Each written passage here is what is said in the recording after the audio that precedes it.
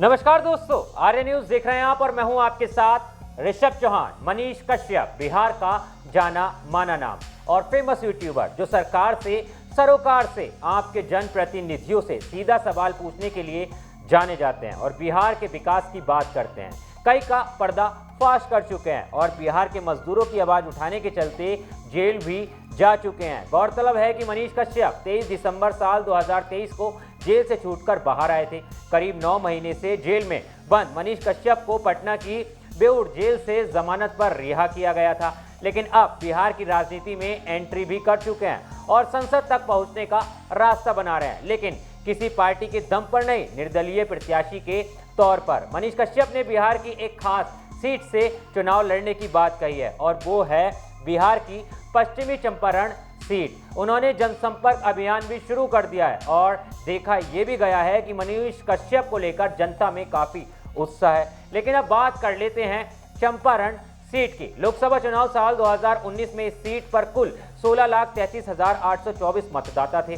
उस चुनाव में बीजेपी प्रत्याशी डॉक्टर संजय जायसवाल को जीत हासिल हुई थी और उन्होंने 6,03,706 वोट हासिल हुए थे।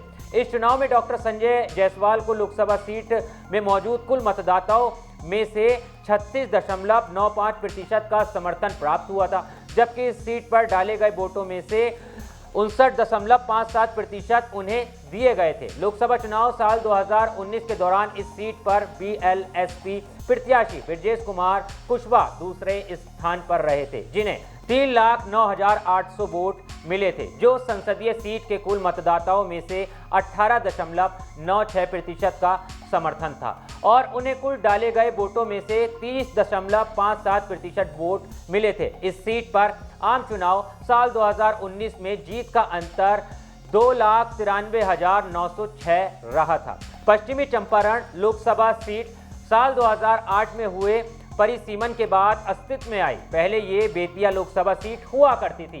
परिसीमन के बाद बेतिया लोकसभा सीट पश्चिमी चंपारण लोकसभा सीट में बदल गई। साल 2011 की जनगणना के अनुसार पश्चिमी चंपारण की जनसंख्या 39,35,042 रही। इसमें 79 जनसंख्या गांवों में से 10% जनसंख्या शहरों में रहती है। लेकिन अब इस सीट से बीजेपी को चुनौती देने के लिए मनीष कश्यप मैदान में है और आरजेडी, कांग्रेस और बीजेपी पर जमकर हमलावर हैं। आपको बता देते हैं कि ये पहली बार नहीं है जब मनीष कश्यप चुनावी मैदान में है। इससे पहले भी साल 2020 में मनीष कश्यप ने निर्दलीय विधानसभा चुनाव भी लड़ा था। नामांकन के समय चुनाव आयोग को दिए हल्फनामे के मुताबिक मनीष कश्यप के खिलाफ साल 2017 में एक मामला दर्ज हुआ था। उसके बाद कई घटनाओं में मनीष को नामजद किया गया।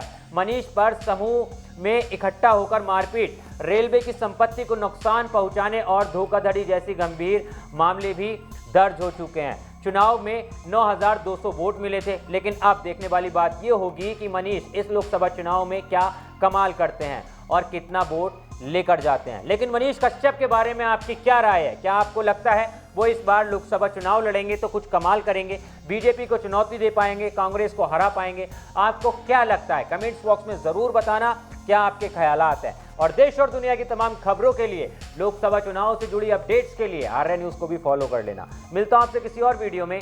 जय हिंद।